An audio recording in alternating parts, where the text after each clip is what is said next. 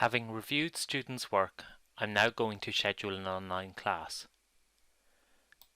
The purpose of this class is to address misconceptions which arose during the assignment, to maximize the chance of the learning intentions being met by all students, to answer any questions students may have, and to facilitate students in discussing the different approaches they used when tackling the assignment.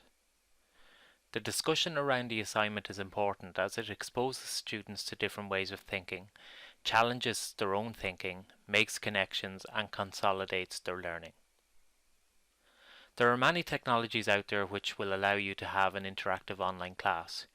If you're unsure which to use, you might consult with your school management as to what the school is using or plans to use. When I host the online class, I need to be mindful of the fact that not all students will be in a position to attend due to personal circumstances.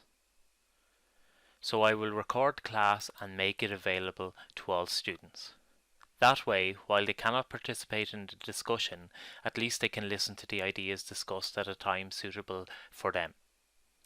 Most online conferencing software gives the host a degree of control in terms of who is allowed to access the meeting, muting and unmuting microphones, seeing who wants to contribute to the discussion, sharing screens and more. There are plenty of quick and easy tutorials showing how to do all of these for your chosen software. You can make the online class as interactive as you like.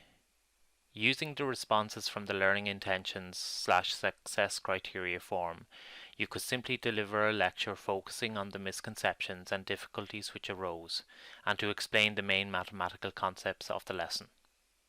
If you wanted to introduce some level of interactivity, you could ask students to ask questions of you as you explain different concepts. If you wanted to go a step further again, you could take a more facilitative role and call on different students to explain their approach to completing different parts of the assignment and to describe their mathematical thinking. A review of the work turned in by students should help you identify which students' ideas you might like to highlight. You might also promote all students to engage in this discussion by asking them to respond to a given student's explanation or by asking them to explain another student's thinking in their own words.